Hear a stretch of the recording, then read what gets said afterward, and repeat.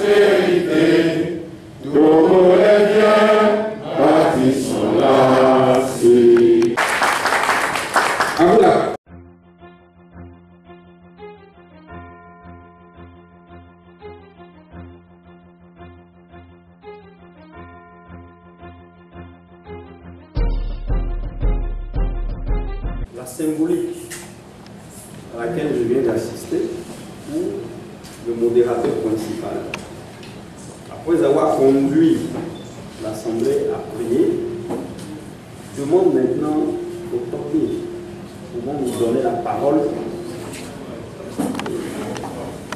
C'est la symbolique du respect et de la hiérarchie que nos ancêtres en Afrique ont toujours honoré. Les divinités, les ancêtres et nous. Dans une union fusionnelle qui dépasse toute symbolique.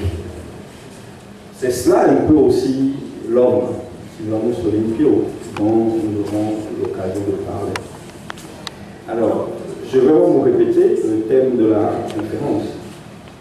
La lutte pour l'indépendance, jusqu'aux propositions qui ont été faites par l'UFC pour sortir le Togo de l'ordinaire. Le son n'est pas bon. J'aurais préféré le micro de M. Tourou. Je connais bien ce micro.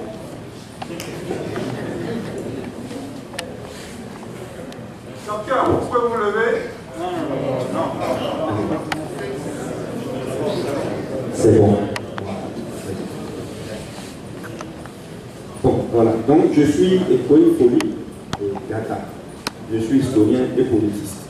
Donc, j'ai fait mes études en Italie et en France avant de revenir. Mais ça, je n'entends pas.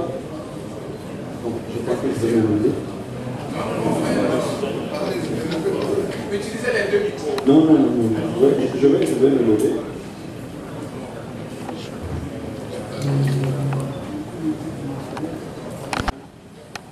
Toute cette batterie de conception des notions importantes que nous allons essayer de faire émerger, n'est-ce pas, à travers cet entretien. D'abord, c'est l'héritage. C'est le concept d'héritage. 1960, ça fait quand même aujourd'hui 50 ans, plus de 50 ans. Voilà, 58. Aujourd'hui, nous sommes en 2018 et nous parlons d'une jonction entre ce qui s'était passé durant ces années et ce qui se passe aujourd'hui. Alors, il y a une chose qu'il faut comprendre, c'est que quel est l'héritage en fait de Sylvanus Olympio du culte? Il faudrait d'abord que nous fassions l'épistémologie de cet héritage-là, pour qu'on comprenne de quoi s'agit-il. Avant de scander le nom de Sylvanus Olympio, avant de proclamer que l'action ou les actions que nous faisons dans le présent s'inscrivent dans sa logique, il faudrait faire l'épistémologie de son héritage. Alors nous pensons que pour un héritage qui est si lourd comme celui du Togo, il faut parler d'abord de la formation. Comment est-ce que l'héritage a été formé? Je vais diviser le temps de l'héritage en 3 mois. d'abord l'époque par rapport à laquelle ces événements se sont produits. Ensuite, nous avons l'homme lui-même. L'homme, c'est-à-dire Sylvanus Olympio. Et on verra également, après l'homme, les conceptions du territoire. Alors, vous savez très bien, pour ceux qui vont à l'église, que quand vous prenez le livre d'Apocalypse, le chapitre 12, vous allez voir vers la fin de ce chapitre, on dit malheur à vous, les hommes de la terre, parce que le serpent est descendu vers vous. Ce n'est pas une parole vaine. Depuis l'émergence de l'Empire romain, il y a un grand serpent qui s'y occupe sur l'humanité. C'est notamment ce qu'on appelle le Léviathan et que le philosophe anglais Hobbes a conceptualisé dans ce qu'on appelle l'état de nature au plan international. Il y a un serpent, un Léviathan, qui, sur la terre, phagocyte et détruit les nations. Et c'est la dimension holiste et internationale de l'œuvre d'Olympio qui demande à ce qu'on parle de ce Léviathan. Vous savez, ce Léviathan a sonné à la porte de l'Afrique avec une dévastation incroyable où les gens sont déportés de ce continent vers d'autres continents, où on jetait le négrion dans la bouche des requins durant les traversées, où des villages entiers en Afrique faisaient ce qu'on appelle le suicide collectif, c'est-à-dire les gens se mettaient dans des champs et brûlaient les champs pour ne pas être pris par les techniques du Léviathan. Mais ce Léviathan a détruit les nations, détruit l'Afrique.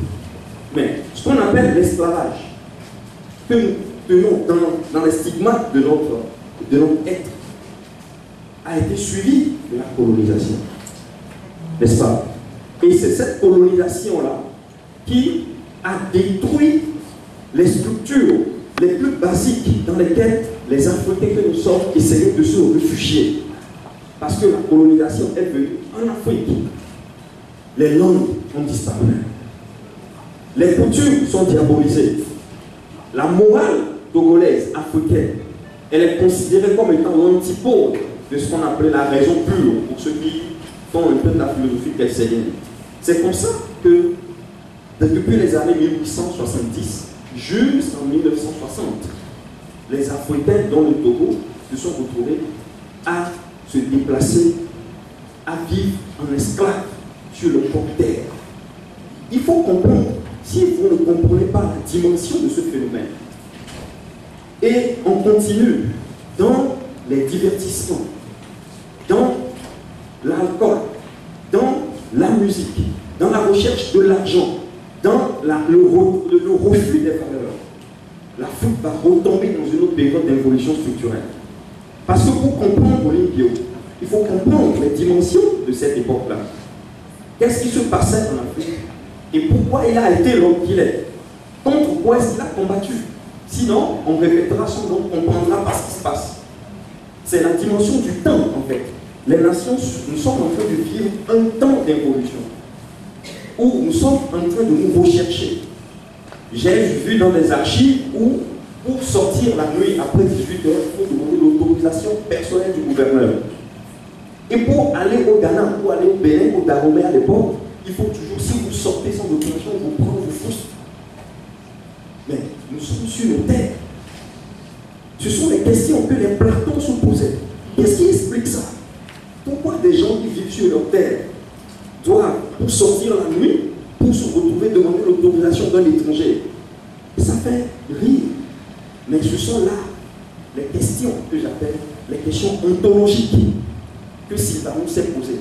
Je crois que dans l'histoire du Togo au XXe siècle, il n'y a aucun homme qui se soit posé ces questions et trouvé des solutions à ces questions ontologiques.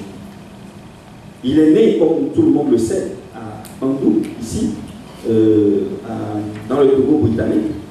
Et déjà, à partir des années 20, il est sorti de l'Afrique. Un privilège particulier qui montre déjà que peut-être c'est une âme d'élite qui s'est incarnée. Et moi, j'ai étudié Sylvanus Olympio pendant 7 ans. Lorsque les archives françaises concernant le Togo ont été déclassifiées, parce qu'il faut savoir que les archives sur l'Afrique française, l'Afrique francophone, n'ont pas connu le même courant. Les pays de l'AEF ont eu leurs archives déclassifiées depuis longtemps. Mais les archives du Togo sont restées classifiées. Et c'est dans la décennie 2000 qu'une partie a été déclassifiée. J'étais à Nantes, aux archives diplomatiques de Nantes, en France. Et sur la fiche des chercheurs qui consultent les archives, j'étais le premier Togolais. Il y a 2 Français qui sont passés avant moi. Il faut voir les archives. L'histoire du Togo doit être revisitée.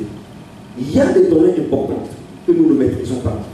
Quand vous prenez le carton sur le mois de janvier de 63, ce carton-là, vous avez des fiches jusqu'au janvier 2 et 12 janvier. À partir du 13 janvier, il n'y a plus de fiches. J'ai vu le carton, je suis allé voir le directeur de l'archive. Je veux les documents du 13 janvier jusqu'au 31 février. Il dit que ce n'est pas possible de les consulter. Pourquoi ils n'ont pas été déclassifiés? Je suis allé à Paris, au centre diplomatique qui coordonne tous les centres des archives en France. On m'a demandé de faire une lettre officielle. J'ai fait la lettre officielle. J'ai rempli des formulaires incroyables. Pourquoi vous voulez savoir? Qu'est-ce que vous faites? C'est pourquoi. J'ai gardé des copies. Et la réponse devait venir après 6 mois. Jusqu'aujourd'hui, personne ne m'a répondu. Donc, il y a des informations qui ne sont pas connues et qui doivent être connues pour qu'on comprenne un peu ce qui s'est passé et pour qu'on se charge de cet héritage-là pour continuer. Donc, c'est cela, en fait, l'ordre. Et je vais vous dire qu'il y a 4 questions ontologiques principales. Qui suis-je? C'est la question de l'identité. Qui suis-je? D'où viens-je? La question de l'origine. Que suis-je faire? Que suis-je venu faire sur Terre? C'est la question de la vocation. Et c'est ici le nœud de l'identité de Simone sur le pied. Il s'est posé des questions. Comment un homme peut-il, dans sa maison, vivre tranquillement? Un autre vient, le lit, prendre ses bagages, prendre ses enfants, prendre ses femmes, sans qu'il ne puisse rien dire. Comment est-ce que cela c'est possible? C'est ça qui a conduit Sylvanus à interroger l'histoire du territoire. Il faut passer. Non. Oui, voilà. Il faut savoir que le Togo, dont nous parlons, est un territoire saint, c'est-à-dire un territoire sacré. Alors, il y a toute une symbolique. Restez sur cette image.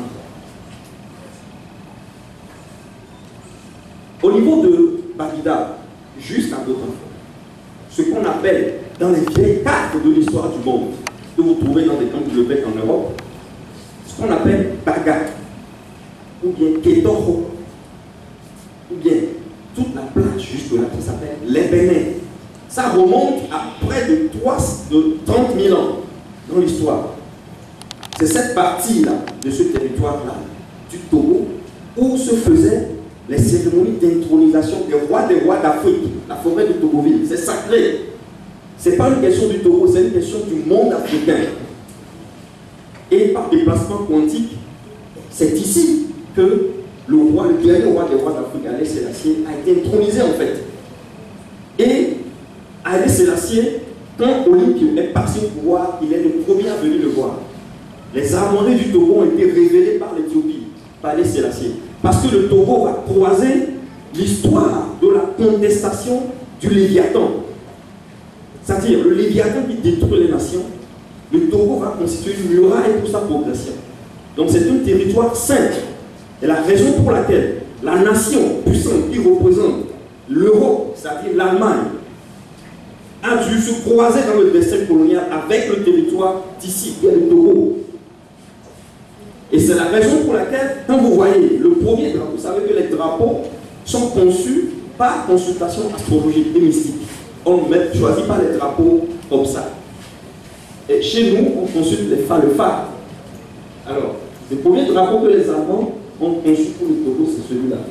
Le noir, le rouge, le blanc au milieu. C'est la symbolique du double serpent, l'énergie féminine et l'énergie masculine. C'est ce drapeau-là, parce que les Allemands ont compris le destin très profond de ce territoire.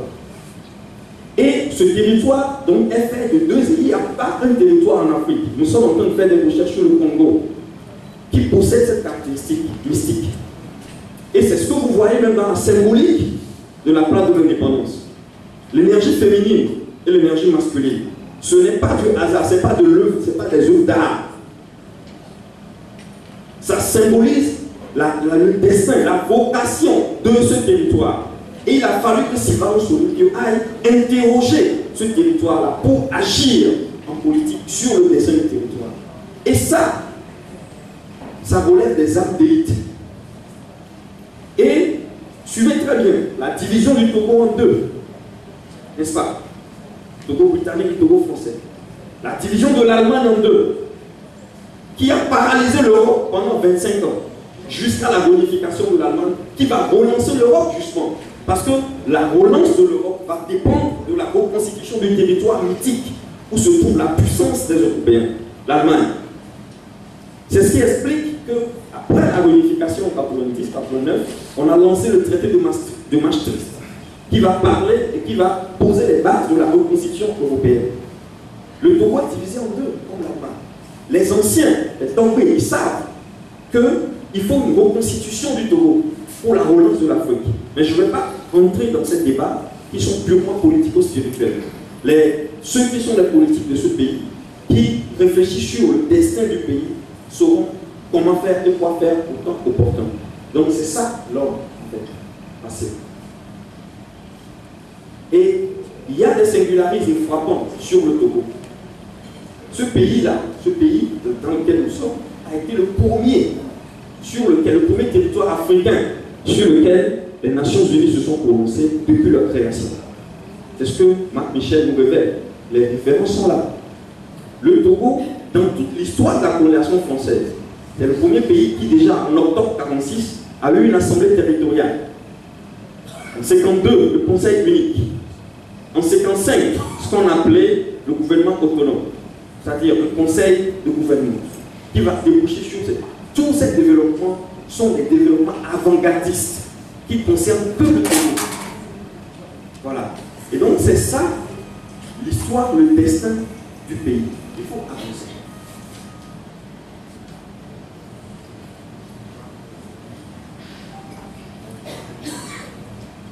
Donc une fois que les indépendantistes, dont le patriarche Augustino de Souza, Sylvanus Olympio et tous les autres qu'on ne va pas citer, ont compris que ce territoire est un territoire mythique et que sa charge est importante, ils ont, dès 1946, posé le problème de sa réunification. Les gens se posent la question de savoir, mais pourquoi est-ce qu'on a fait l'histoire des évêques, l'évêque langue, qu'est-ce qu'ils voulaient faire?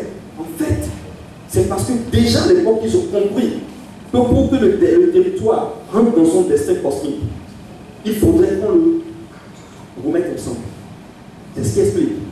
Et c'est ça ce que moi j'appelle la fonction téléologique du politique homme d'État. Il ne prend pas les décisions, les gens peuvent voir la situation dans un sens, il fait autre chose, parce qu'il voit autre chose. Donc déjà en 1946, je vais préciser que Sylvanus est un juriste et un économiste. Les Camerounais qui ont une histoire un peu similaire à celle du Togo, c'est en 1952, je vous en prie. Ça veut dire 6 ans après la signature de l'accord de tutelle, que les Camerounais Oumyombe, qui étaient aux États-Unis à l'Access, a découvert qu'il y avait un accord de tutelle qui permettait au Cameroun d'arriver à l'émancipation. Mais les Togo savaient ça depuis 1946, lorsque l'accord a été signé. Parce que les Africains ne comprenaient rien du droit international. Ils ne comprenaient rien, eux ils luttaient seulement. Le Togo était le seul pays qui maîtrisait tous les enjeux du droit international. Donc, déjà, quand ils ont signé l'accord de tutelle, Sylvanus Olympio a étudié les documents. Il dit, donc, on peut avoir l'autodétermination. Il suffit de démontrer qu'on peut s'auto-gouverner. C'est tout. Mais alors, nous devons rapidement reconstituer le pays. Ça s'explique. En 1946, il est allé voir Chapman. Ils ont trouvé une stratégie de lever l'angle. Parce que, justement, les tests juridiques internationaux disent, c'est cela. Quand je vois ça, je me dis, le Togo avait beaucoup d'années d'avance sur l'Afrique. Quand les tests disent, l'autodétermination le droit des peuples. Quand vous voyez toutes les pétitions, il y a ce concept-là, droit des peuples. En 46, 47, jusqu'à 51, dans toutes les archives de tous les pays, les francophones d'Afrique, vous ne trouvez pas ce concept, parce qu'ils n'avaient pas encore compris. Donc les gens, les Olympios sont allés aux Nations Unies pour demander que le territoire soit réunifié à partir de l'irrédentisme élevé. Parce que c'est eux qui avaient compris le système ici au sud. Donc il fallait employer la stratégie de l'irrédentisme élevé pour réunifier le territoire. Monseigneur Dosset, que j'ai vu avant, avant qu'il nous ait laissé, m'a confirmé, parce que j'avais les soupçons, m'a confirmé que l'histoire des évêques c'était pour reconstituer le Togo. Alors ce n'était pas pour faire un État, petit État élevé, ça n'avait aucun sens.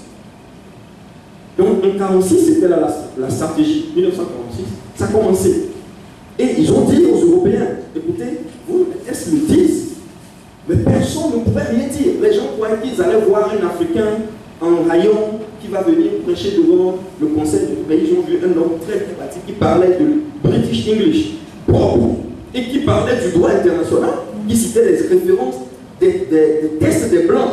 Mais attention, ce monsieur, s'il y a un homme comme ça en Afrique, et les archives américaines le disent, qu'il n'y a pas un homme d'État de son acabit en Afrique au XXe siècle. Pourquoi c'est au Togo qui s'est incarné? C'est une âme d'élite. C'est pour cela que la question de son héritage doit être revue complètement. Sinon, le Togo, les générations actuelles vont perdre la boussole. Ne sauront pas en fait qu'est-ce que vous faites en fait. Qu'est-ce qu'on fait en fait? On va dans quel sens? Et c'est ainsi que la jonction a été faite avec la All-Level Conference qui a demandé que les élus soient réunis, conséquence que le Togo soit réuni. Les Français l'ont compris en 1949, lors de la 3e session de la commission mixte permanente entre le British Mandate of Togo et le Togo français. Ils ont compris. En fait, ces gens veulent reconstituer les deux Togos et veulent faire un accord avec les Anglais pour chasser les Français du territoire. C'est comme ça que déjà en 1950, on a créé le CPR. 50-52, on a créé, on a mis au point des techniques pour bloquer la progression de l'État. Donc en 1951, lorsque les Olympios ont compris que les Anglais et les Français ne voulaient pas de la réunification du Togo, à partir de la question élevée, ils se sont dit, mais écoutez, il faut parler de ça à toutes les autres communautés du territoire. Et c'est ça, le tournant de Palémé 51. Parce qu'ils ont compris qu'on bloquait les évêques, c'est-à-dire la stratégie de la réunification élevée pour reconstituer le territoire ne fonctionnant plus. Il faut intégrer les autres. Et ils ont dit maintenant, c'est tout le Togo, toutes les ethnies, les communautés qui doivent se fédérer pour unifier le Togo. C'est comme ça, près de 51. Donc toute la stratégie de la lutte pour l'indépendance depuis 1946 était finalisée à la reconstitution du Togo, avant son indépendance. Vous voyez ça? C'est ce que j'appelle de l'avant-gardisme. Et finalement, lorsque les Anglais et les Français ont compris qu'ils ont employé une autre méthode avec les mentors, on ne va pas revenir sur toute cette littérature-là, ils se sont dit il faut rapidement régler ce problème-là. Et on a rapidement fait sortir Nkrumah de la prison avec pour mission de tout faire pour récupérer le Togo britannique. Le référendum qui a été fait, vous savez très bien que le référendum a été traficoté. Les résultats ont été interprétés dans le sens de l'annexion du BNT à la Gold Coast. Et quand cela est arrivé, les indépendantistes étaient malades. Parce qu'ils ont employé le vote pour dire que c'est les peuples qui ont dit. Pourtant, il y a des documents actuellement aux Nations Unies, au Ghana, à l'ambassade des Indes, qui disent clairement qu'au bout de 50 ans, il faudra revoir la question de la réunification du Togo. Donc, bref, c'est cette question qui a été la boussole de la lutte jusqu'en 1956, lorsque le référendum a été fait. Et ils se sont dit, bon, maintenant, nous devons nous battre pour au moins prendre le Togo français et l'administrer. Et c'est ça, le deuxième tournant, après le référendum du Ghana, le deuxième tournant, c'est en 56-57, et ça a conduit à 1958, où les législatives, les élections ont été gagnées par le but. Ici aussi, je voudrais faire ressortir un aspect du singularisme du Togo. C'est que les gens ont dit que Olympio a décidé de faire l'indépendance en 1960, alors que l'indépendance devait arriver tout de suite en 1958. Donc nous avons, quand vous faites l'histoire juridique, vous avez, mais c'est impossible. Parce que le Togo n'était pas le Togo, c'était pas la Guinée-Conakry, la Guinée de Sékou Touré, où les gens ont dit non à la communauté et tout de suite ils ont eu l'indépendance. Non. Le Togo, l'Assemblée territoriale, qui est élue en 1958, en avril, devait absolument exprimer le vœu de la levée de la tutelle. Et ils se sont réunis, les archives sont là, en mai, entre le 13 et le 18 mai 1958, et ils ont dit qu'ils vont envoyer maintenant cette requête aux Nations Unies. Mais cette requête doit être signée par la France, qui est la puissance de tutelle. Le Togo ne pouvait pas envoyer des documents aux Nations Unies comme ça et dire bon, nous voulons sortir, vous levez la tutelle. Non, c'est la France qui est la puissance territoriale qui doit approuver la décision de l'Assemblée territoriale et qui doit aller ensemble avec les représentants du territoire aux Nations Unies. Ça s'est passé en 1959. Parce que 58, en septembre, il y a eu les grandes négociations franco-togolaises. Vous trouvez ça dans l'ouvrage. Tous les documents d'archives que je pouvais publier, je les ai déposés dans l'ouvrage. Comment les négociations se sont déroulées. Et pourquoi est-ce que la France a supplié Olympio de tout faire pour lui laisser l'année 58. Vous savez très bien que 58 correspondait à la chute de la 4e République française, la République moribonde. De Gaulle est venu le 1er juin 1958 à la faveur de la crise du 13 mai, n'est-ce pas? La crise de l'Algérie. Et De Gaulle est venu avec l'agenda parce que les gens avaient compris que si le Togo allait en indépendance, à côté d'un Ghana qui était déjà indépendant, la France perdait toute la OF. Et ils ont dû négocier avec Sylvanus Olympio. Et le cahier rouge qui est sorti, après l'étude, les travaux que De Gaulle et les Foucault ont fait de juin 58 en septembre, le cahier rouge, c'est ça qui a donné naissance à la constitution de la République française. Et donc, l'enjeu de toute l'Afrique francophone se jouait au Togo. Il faut comprendre ça. C'est le territoire dans lequel nous sommes, un territoire sain, où les questions de l'Afrique se gèrent. Et c'est la raison pour laquelle, après 59, 60, indépendance cette époque. Maintenant, toutes les données, les petites données sur celui qui a fait ci, ce qui a fait cela, les juventistes qui ont déchiré les drapeaux lorsque la commission onusienne est venue en mars 57, et les martyrs de Biardo, tout ça, ce sont des données que vous trouvez dans des ouvrages. Je ne vais pas perdre du temps pour les expliquer. C'est les enjeux majeurs que j'explique. C'est comme ça, en 1960, le Togo a été proclamé indépendant. Encore ici, il n'y avait aucun pays en Afrique qui a eu toute la concentration diplomatique et journalistique que le Togo a eu en 60. Et les Français se demandaient, mais comment un petit Togo, un petit pays, qui n'est pas grand même comme le Cameroun, qui n'est pas économiquement vendable comme le Cameroun, excusez le dire, puisse faire venir même les Italiens, les Coréens, les Américains, les Australiens, sont venus au Togo en 60. C'est le monde entier qui est venu. C'est ce qui explique la dimension spirituelle et mystique du destin de ce pays. Et Olympio le savait, il disait que le Togo c'était la Suisse de l'Afrique. Parce que la Suisse était le territoire où les grandes institutions du monde occidental étaient concentrées. Ensuite, il y a eu le balancement sur Bruxelles. Mais c'est la Suisse. Donc il avait compris que le Togo était le centre de l'Afrique. C'est ça, le Togo, c'est le centre de l'Afrique. Donc la question de l'appeler, ce n'est pas l'indépendance. J'ai dit à des amis et historiens, ne dites pas que l'appeler c'est l'indépendance. Non, l'indépendance est profane. L'indépendance, d'ailleurs, en droit international n'existe pas. C'est l'interdépendance qui existe. Tous les États sont interdépendants. On peut parler en termes de souveraineté. L'indépendance, c'est un terme qui nous envoie, qui nous faut voir. Appeler, c'est autre chose. Appeler, c'est la libération ontologique. Des gens qui ne pouvaient pas se réunir chez eux, qui ne pouvaient pas parler leur langue, qui ne peuvent plus organiser leur communauté sur la base de l'anthropologie juridique de leur pays. Des gens qui sont contents quand on les appelle Roger et qui sont mécontents quand on les appelle Ojo. C'est ça, la destruction de l'identité noire. C'est des questions qui dépassent l'indépendance politique. C'est l'enjeu de Sylvanus Olympio. C'est pour ça que quand les gens parlaient des petits problèmes sociaux, ils disent, mais allez régler ça. Lui, il n'est pas dans cette dimension. Et c'est ce qui explique que lorsqu'il est venu en même temps, il dit non, il faut avoir la souveraineté monétaire. Même il n'est pas Cameroun le poser. Mais on comprend que Cameroun qui est comme la mer, c'est Cameroun il y a. Ce n'est pas une petite question, c'est autre chose. Et je ne vais pas perdre du temps pour expliquer toutes les réunions qui se sont faites ici, qui ont été faites au Togo, entre lui et Nkrumah, sur la question de l'unité africaine. Dans les ouvrages, vous ne voyez pas ça, mais moi j'ai dit aux gens, il faut dire, il faut parler de lui.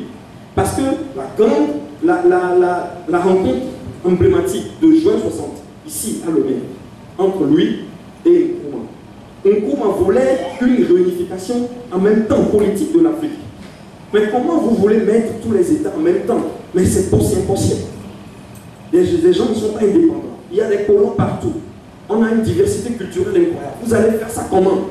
Il disait, c'est les cours qu'il avait appris depuis l'Europe. L'infrastructure, avant la superstructure. Il faut faire une intégration technique fonctionnaliste. C'est ce que les Européens ont fait avec le spillover, avec l'Union européenne. C'est ce qu'il expliquait. Mais après, la femme de Marcus Garvey, la seconde femme, Émile Garvey, elle était ici au Togo, elle s'est entretenue avec Olympio pendant 4 heures. J'ai les rapports de l'entretien. C'est les archives françaises. Où Émile disait à Olympio que je suis allé en Éthiopie. On m'a dit qu'il faut venir au Togo, que c'est ici que se jouent les questions du monde africain. Et il donne à Olympio le testament verbal de son défunt mari, Marcus Garvey, que tout le monde connaît.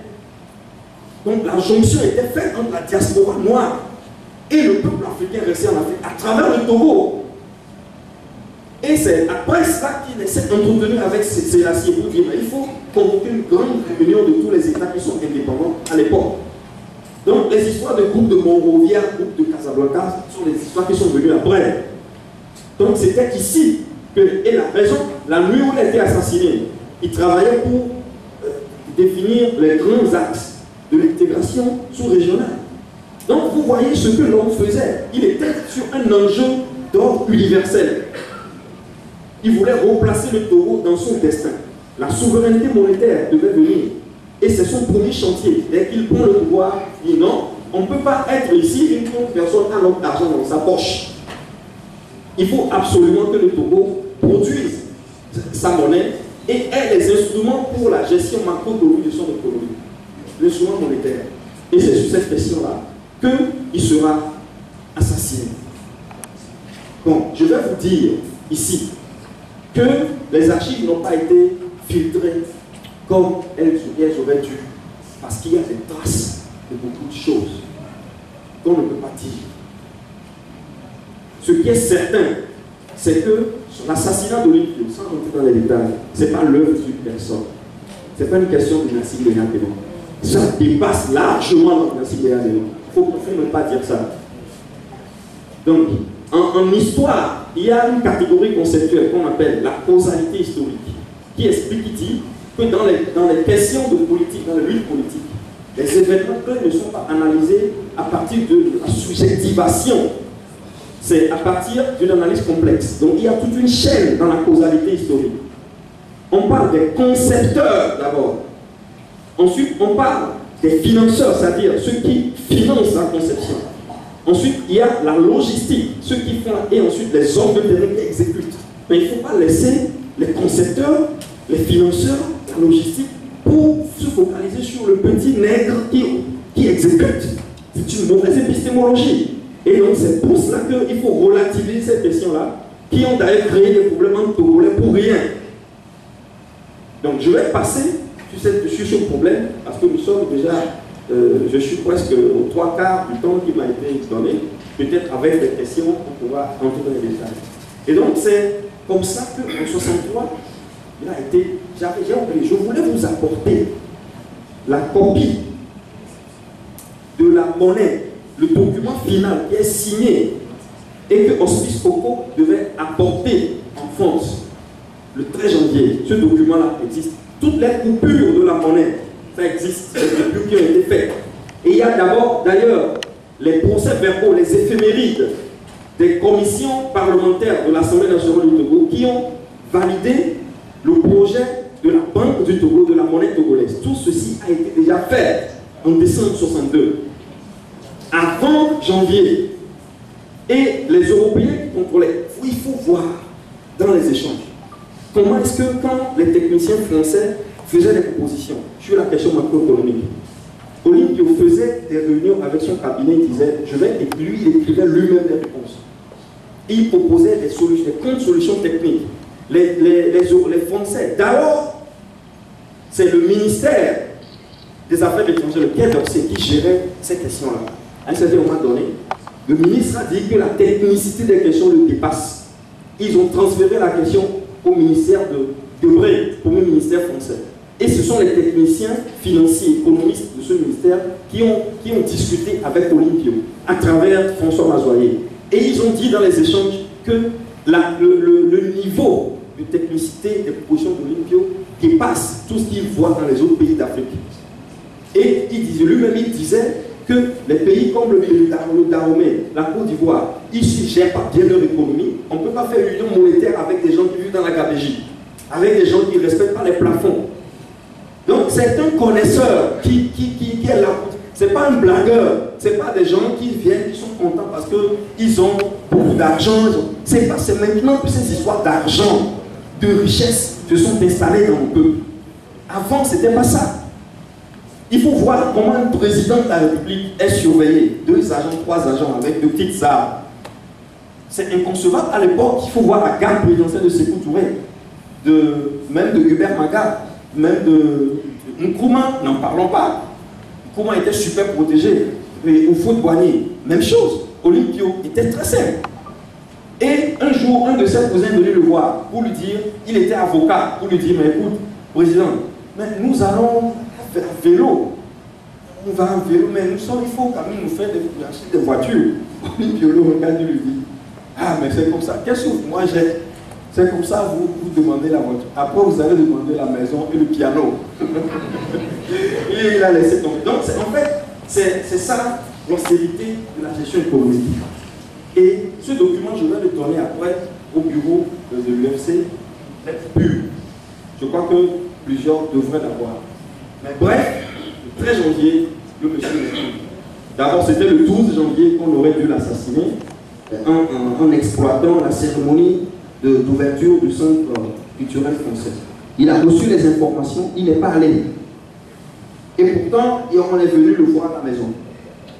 Voilà. Donc, comment? Non, alors, j'ai déjà parlé de la question de l'auteur. Monsieur Nassim Eyadema a fait Atayade. C'est lui qui a coupé les nerfs. Et il a été filmé par les Français. Et c'est cette vidéo-là qui a servi pour le mettre sous pas, le contrôler. Parce que même De Gaulle lui a dit, vous avez tué Olympio. Effectivement, quand vous voyez la vidéo, il avait dit tailladé, mais c'est pas lui qui l'a tué. C'est lui qui a terminé le travail parce qu'il fallait pas qu'un blanc soit vu là. Vous savez, le problème d'ordre international que Sora aurait créé en 1960-63. C'est un coup d'État, donc c'est un acte de guerre entre deux nations. Les enjeux étaient colossaux. Donc il ne fallait jamais voir la main d'un blanc. Donc il faut considérer tout ça pour déculpabiliser un peu la famille Nassimé entre nous Congolais. Je ferme cette parenthèse-là pour dire que à partir de 63, vous comprenez qu'il n'y a pas eu de legs d'héritage. Voilà, 63. Olympio n'a pas légué son héritage. Rapidement, l'héritage, il y a 3 facteurs. Il y a la science. C'est un nombre de connaissances de science. Donc, quand vous êtes un président, vous devez être avec des hommes de science. Et il faut qu'il y ait de la science dans la lutte politique. Il faut qu'il y ait de la réflexion dans la lutte politique. Il faut qu'il y ait des gens qui soient aux aguets des informations, des évolutions dans le monde, des réflexions pour proposer des solutions pratiques au gouvernement. Et cette dimension-là, il y avait ça avec lui. La question de la souveraineté, nous-mêmes, soyons nous-mêmes. Il n'y a pas de compromis à faire par rapport à cela. Il faut être soi-même. Donc, après la souveraineté, mais c'est une question importante parce que c'est sur ce point qu'il a été assassiné. Il a laissé sa vie pour ça. Ensuite, il y a la question de la flexibilité. il a été flexible avec les Français. Il faut comprendre les grands enjeux. Moi, j'incrimine un peu certains Kutas qui sont restés avec le gouvernement de Bruniski. À un certain moment donné, Bruniski leur disait que l'enjeu n'est plus PDP contre culte. Les enjeux se sont déplacés. Donc ne soyez pas dans la contraposition parce que vous voulez renverser le PDP. Non. L'enjeu devient militaire-civil. Et peut-être nord-sud. Donc Bruniski cherchait du soutien de la part de la base du culte parce qu'il était seul dans l'engrenage français et militaire. Mais les Kutas qui sont restés sur place, qui ne sont pas allés en exil, ils ont refusé parce qu'ils voulaient renverser le gouvernement bicéphale complètement. Et c'est ça qui a conduit Bruniski à donner le pouvoir à Nassim Yadema. Parce qu'il devait lui aussi chercher un appui. Cet appui a été, en 1967, de donner le pouvoir à Nassim Yadema. Donc il y a cette capacité chez Olympio, c'est dans l'héritage de voir les enjeux nationaux. Vous pouvez être ennemi à quelqu'un hier. Si les enjeux changent aujourd'hui, vous pouvez devenir son allié. Il faut savoir ce qu'on fait, ce qu'on cherche. Et la quatrième caractéristique qui est dans l'héritage, c'est la fermeté et les valeurs. C'est comme ça que cet héritage n'a pas été transmis, parce que l'héritage, on le transmet à des héritiers. Puisque le monsieur a été assassiné, le travail qu'il a fait a été volé et a été fourvoyé. Donc, à partir de 1963, les héritiers devaient rechercher l'héritage perdu. Et je peux vous dire que Sylvanus Olympio avait prévu que son héritage sera légué en 1965. Il avait dit à Koukoui et à tous les autres, même aux anciens, que sachez une chose, tous ceux qui ont fait la lutte d'indépendance avec nous, en 1965, nous allons disparaître et laisser la place aux jeunes, lui-même compris. Absolument. Donc, c'était la prévision de la succession. Il avait prévu faire une succession, il n'avait pas prévu rester là-bas éternellement. Mais ce temps 65 n'est jamais arrivé. Et donc, les héritiers n'ont rien reçu de lui en fait. Il faut rentrer maintenant dans le maquis. Et le maquis a commencé. Oh, merci madame.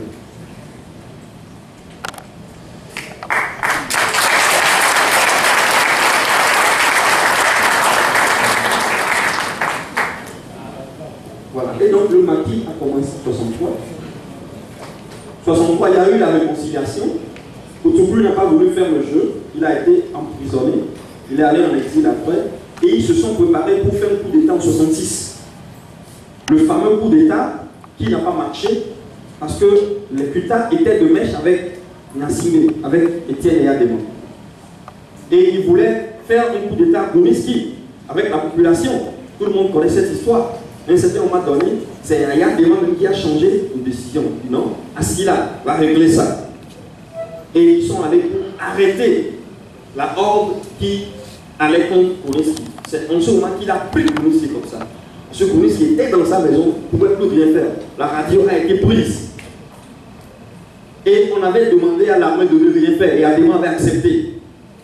Il ne faut pas que l'armée intervienne. Mais pourquoi est-ce que Yadema est intervenu à la fin? Parce qu'il y avait des gens qui scandaient qu'on va chasser les cabiais. Les pauvres sont là. Comme on a préparé un train. Et donc on va mettre les cabiais dans les femmes qui se sont... On va les renvoyer au nord. C'est lorsque ces bruits sont arrivés que, à la fin, Yadema dit, écoutez, dans cette histoire de renversement de pouvoir, tu seras contre nous. Et ils ont dit non à cela. C'est en ce moment qu'ils ont. Alors prenons le pouvoir nous-mêmes. De connivence avec la France, en 67, ils ont pris le pouvoir. En 69, le RPT est créé, le pluralisme a disparu, les héritiers sont allés en exil. En 90, avec l'ouverture au plan international, les héritiers sont revenus. Parce qu'il y a possibilité de retourner aux affaires. Et c'est ce que nous appelons la lutte démocratique de 90.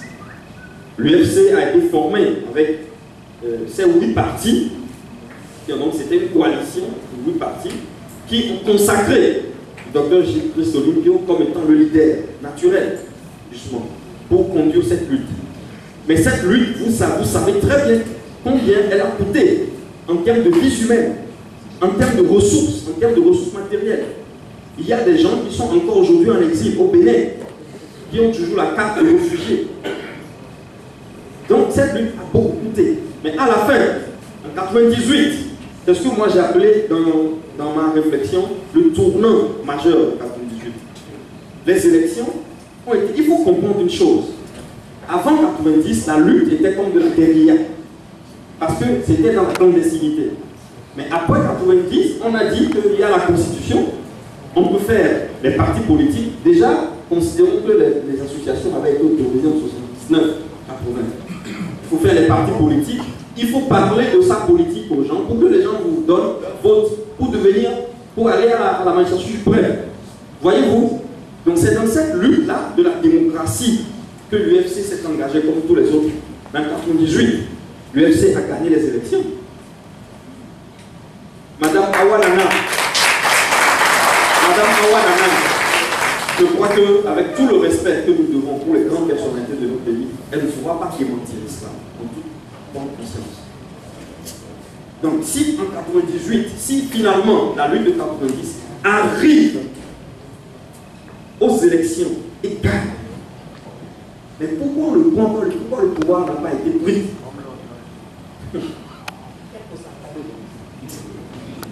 Mais non, mais c'était un plébiscite au-delà de 70%. Et considérez que lorsque, toutes les fois que l'UFC a boycotté les élections présidentielles, quand ça s'est passé, en 92, 93 par exemple, c'est 36% de la population qui allait voter. Donc ça veut dire que théoriquement, la partie de l'opposition avait fait 100 moins 36, la majorité. Et donc, si vous arrivez jusqu'aux élections, le principe démocratique suprême reconnaissait au peuple son droit de s'exprimer. On a accepté ce principe. On abandonne la lutte armée, faisons la lutte démocratique. Mais le peuple vote. Et le peuple dit, pour donner le pouvoir, celui-ci gagne, mais celui-ci ne prend pas le pouvoir. Donc il y a un autre problème. Il y a un autre problème. C'est ici que, quand je dis que c'est le moment, c'est l'instant où la maturité est revenue. Parce que quand c'est comme ça, la lutte armée, il faut faire la lutte armée, il faut voir un peu la fuite. Il faut voir le coût d'une lutte armée, l'incertitude de son issue. Quel va engager ce pays, ce peuple, dans une lutte armée contre qui? Pour arriver au pouvoir. Donc, c'est en ce moment, que les grandes réflexions ont dû revenir dans le groupe des héritiers. Et c'est cela, c'est une décision politique, qui est celle-là, et j'arrive vers la fin de mon exposé, qui est celle-là, qu'il faut absolument revenir à une autre formule. Il faut absolument revenir à une autre formule pour qu'il y ait une alternance. Si l'alternance n'est pas possible, malgré l'application des principes juridiques de la démocratie libérale, ça veut dire qu'il y a des pesanteurs qui empêchent l'alternance. Et donc il faut d'abord attendre, résoudre les problèmes de ces pesanteurs-là. Et c'est ce qui va entraîner le parti, ou les héritiers, à faire le choix historique qui est celui-là d'aller faire une coalition de gouvernement, n'est-ce pas, un accord de gouvernement avec le régime en place. Les gens ont dit, beaucoup de personnes disent que c'est maladroit. Mais moi je vous dis que c'est ça l'esprit de l'UPIO. C'est pas autre chose. C'est ça, vous savez, Sékou Touré criait partout, parlait contre les oppresseurs européens. Mais vous savez combien de coups d'État on a essayé de faire, on lui a fait, et comment est-ce qu'il a dû quitter le pays? Vous prenez quelqu'un comme Sankara. Sankara, il a fini comment? Vous prenez quelqu'un comme Laurent Gbagbo, il a fini où? Mais au lieu qu'on ne fait pas de tapage, c'est ça, on ne fait pas dans toute la pensée d'Olivier Le Père, je défie presque tous les historiens sur cette question. Vous ne comprenez pas, il ne fait pas de tapage, lui il fait les choses, c'est tout. Il fait, on réfléchit, et puis on fait. On annonce, on ne fait pas de grandes annonces, de trucs. Et quand il faut aller discuter même avec les Européens, ils le font. Qu'il faut faire des compromis, ils le font. Tout en préservant souveraineté, tout en gardant le cap sur la boussole. C'est comme ça la maturité. Et c'est ce que tout parti d'opposition de ce pays, désireux de provoquer une alternance, devrait rechercher. Absolument.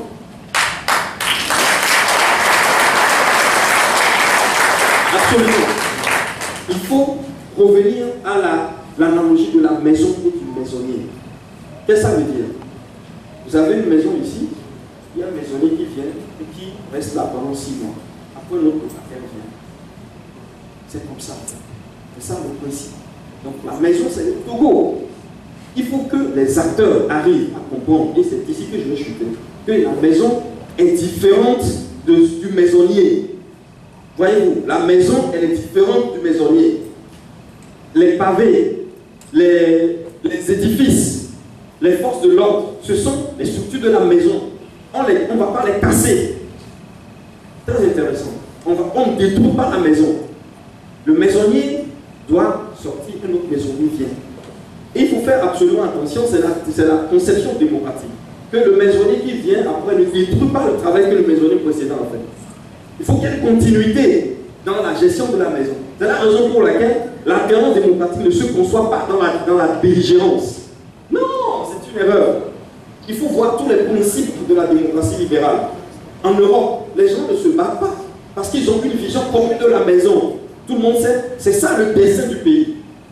Tous les acteurs du nord au sud, de l'est à l'ouest, ils savent que c'est ça le pays.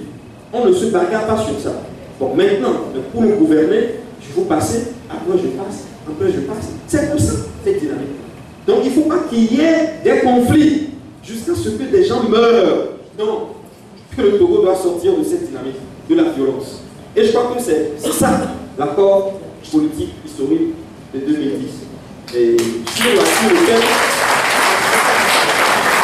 lequel je ne vais pas rentrer parce que des voix plus autorisées sont là. Et c'est ce qui a conduit finalement à la crise dans laquelle nous sommes aujourd'hui. Parce que les difficultés sont toujours là. Mais dans cette difficulté, que doit-on faire? Doit-on détruire le Togo? Doit-on détruire la maison? Si on détruit la maison, après, dans quelle maison va-t-on administrer? Si par hasard on devenait nous aussi, ou l'autre devenait lui aussi maisonnier. On ne va pas détruire la maison. Donc il faut rentrer dans ce que j'ai appelé la politique diplomatique. Il faut s'entendre sur les fondamentaux de ce pays, sans s'insulter. C'est seulement en Afrique qu'on voit ça. Sans s'insulter. Des gens qui se comprennent et qui se parlent. C'est cela. Et donc, pour la sortie de crise, vous savez très bien qu'il y a une stigmatisation et une polarisation de beaucoup de haine et beaucoup de sentiments. Voilà. Et je crois qu'il va falloir qu'on accepte de réfléchir sur les 4 propositions que l'UFC a soumises à l'opinion. Ce sont des propositions qui sont destinées à être approfondies, n'est-ce pas? Non seulement par le parti, mais par tous les acteurs, le groupe des 14, ceux qui ne sont pas dans la coalition, tous les acteurs politiques, qui sont des acteurs politiques et qui pensent au bien de ce pays, devraient réfléchir, peut-être se retrouver autour de ces propositions, ces 4 propositions qui sont fondamentales. Il faut régler la question de la Constitution. C'est ce que j'appelle revoir la maison, revoir les structures de la maison. Soyons d'accord sur la maison. Il faut faire ça. Ensuite, il faudrait que le régime en place assimile l'idée qu'il s'agit d'un bien commun et que tout le monde doit pouvoir le gérer de façon successive, en s'alternant. Il faut acquérir cette conscience-là, parce que sans cette conscience, il n'y a pas de démocratie, il n'y aura que des conflits dans le pays. Et une fois que cette conscience est acquise, et c'est la 3e proposition, il faut voir maintenant comment faire pour qu'il y ait une alternance pacifique. Si tel doit faire une concession, tel autre doit faire une concession, il faudrait le voir. Mais les concessions ne sont pas des devoirs ou bien des droits. Si je vous demande une concession, je reconnais que votre droit, c'est de ne pas me la faire d'abord. Donc les tests constitutionnels dans notre pays, tous les tests donnent la possibilité au chef de l'État actuel de se présenter autant qu'il pourra jusqu'à la fin de sa vie. Il ne faut pas faire d'autres discours. C'est les textes qui disent ça. Et donc, si on veut que cette personne ne se représente pas indéfiniment, c'est pas, c'est pas, on ne peut pas forcer, parce que le droit est là. Nous l'avons dit plusieurs fois, en tant que juriste et politiste, on explique les choses. C'est ça que j'appelle la science. Oli qui est allé aux Nations Unies, il avait compris tous les tests internationaux. Et il disait à Gazozo, non, ça ne faut pas faire, parce qu'il y a un article qui dit qu'il peut nous pénaliser. Ça, il faut faire. C'est ça la science dans la lutte politique. Donc, il faut faire des négociations en reconnaissant que l'autre aussi peut se prévaloir de certains articles ou de certaines dispositions. C'est l'ouverture nécessaire pour la défense pacifique. Il ne faut pas penser à faire autre chose. Et moi, je dis pour finir que cette nouvelle tendance-là de la lutte politique, que l'UFC a eu le courage, malgré les flèches que la population a envoyées à ce parti, c'est historique, c'est bien, c'est comme ça qu'il faut faire la politique. Et que cette tendance-là soit de plus en plus, qu'elle fasse émulation, que plusieurs partis puissent rentrer dans cette tendance-là et qu'elle devienne la boussole pour les décennies à venir. Je vous remercie.